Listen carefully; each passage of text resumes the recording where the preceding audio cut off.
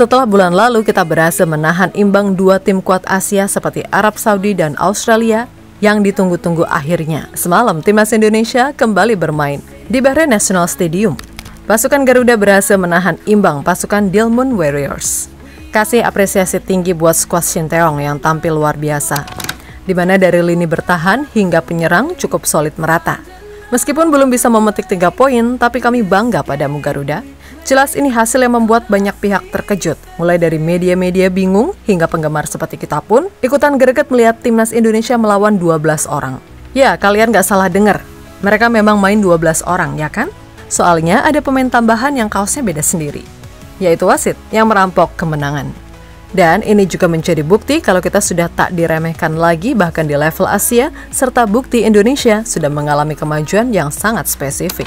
Lantas apa saja aksi kontroversial wasit bernama Ahmed Alkaf sampai merampok kemenangan timnas? Let's go, kita kuliti sampai tuntas.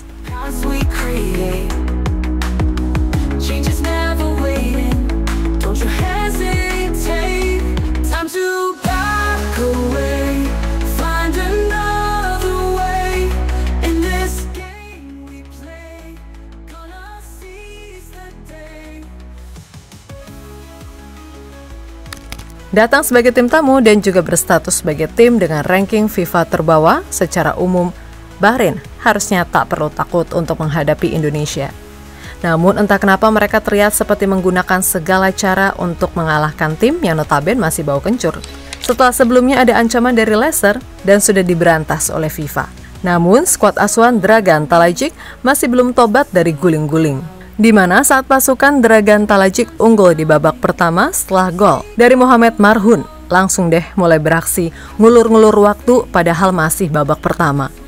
Hingga akhirnya Ragnar Oratmangun mencetak gol di injury time babak pertama, atau tepatnya pada menit ke-45+3, dan itu membuat jalannya laga kembali seru karena nggak guling-guling lagi.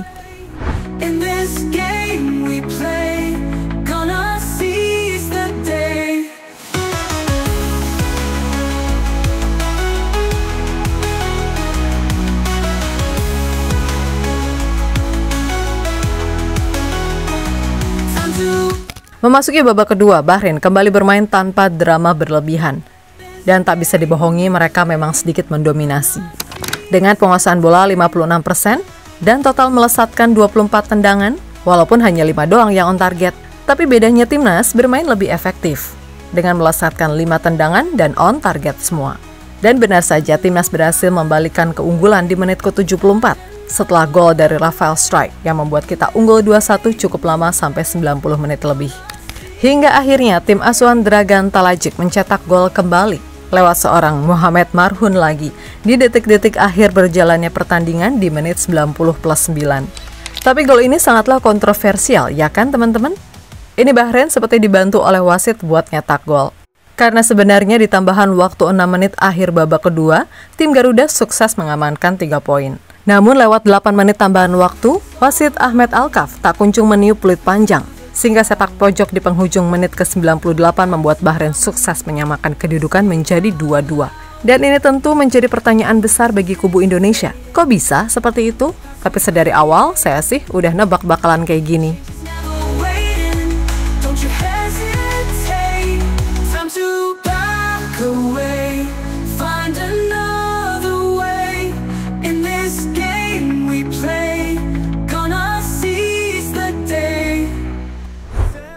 Berbagai kontroversi lain.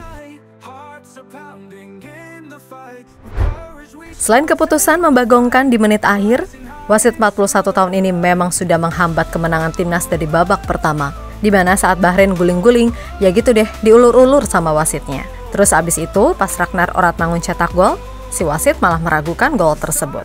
Bahkan sampai mengecek VAR 3 menitan sampai menit 51, karena ada keraguan apakah ada yang handsball atau offside. Hingga akhirnya mengesahkan gol Wahaji Ragnar.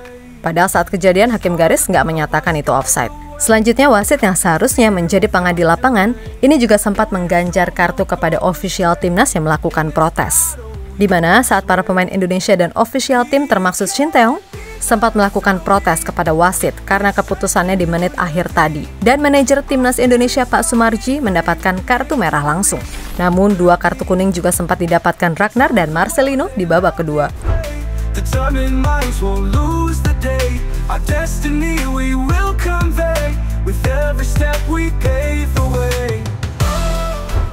Protes PSSI dan netizen hingga Shin Tae-yong.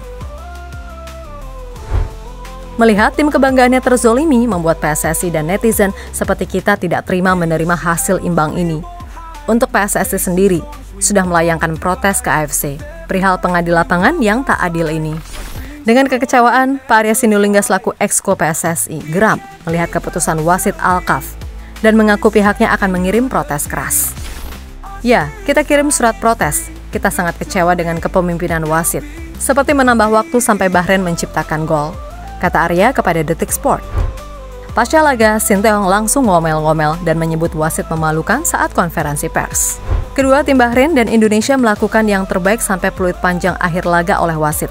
Tetap saja, saya akan menyebut hal memalukan soal keputusan wasit. Jika AFC mau berkembang, keputusan wasit juga harus ditingkatkan, kata Shin Tae-yong dalam konferensi pers usai pertandingan. Bahkan setelah itu, Coach Shin dengan segala respek langsung meninggalkan sesi wawancara tersebut karena sudah sangat kecewa.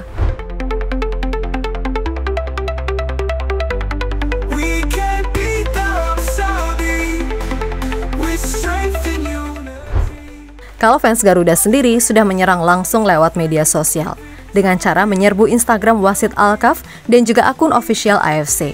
Setelah laga berakhir, banyak yang langsung menyerbu akun @ahmedalkaf. Sampai ratusan ribu warganet tanah air menyerang. Bahkan akun wasit asal Oman tersebut sampai menghilang di telan bumi sekarang. Sehingga netizen beralih fokus menyerang akun official @AFC Asian Cup yang ramai dipenuhi komentar kekecewaan publik tanah air.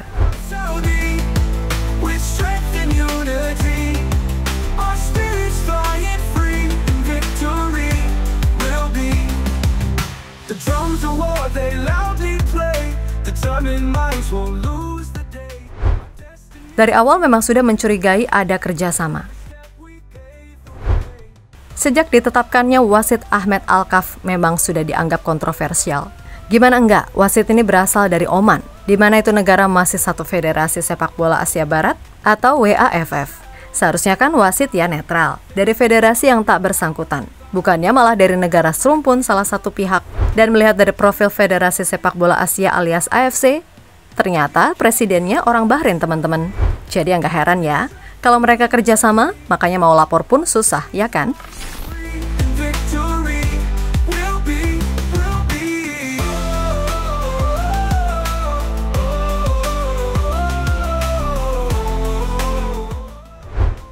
Biasa merugikan negara Asia Tenggara.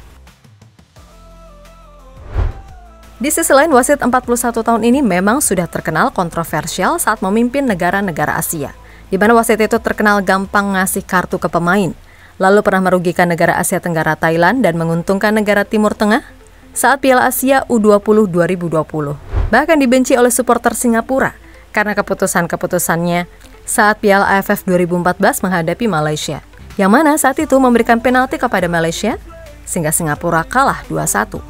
Dari berbagai kontroversinya saat memimpin negara-negara Asia Tenggara, maka tak heran kalau kali ini Indonesia yang jadi korbannya. Emang udah mencurigakan sih dari awal dan beneran terjadi dong.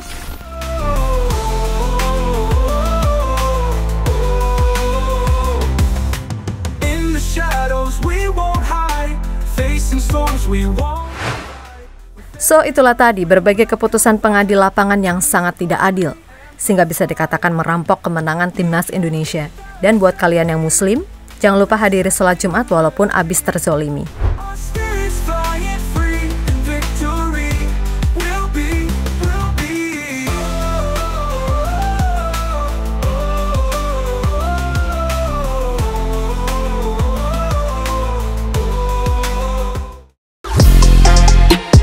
Halo, izin iklan sebentar ya guys. Jadikan ruangmu bernuansa timnas. Temukan beragam poster dinding, sepak bola dan timnas dengan desain menawan, kualitas premium dan harga yang tidak akan menguras kantong. Segera klik link Shopee di deskripsi video ini dan dukung timnas dengan sepenuh hati. mulai dari dinding rumahmu.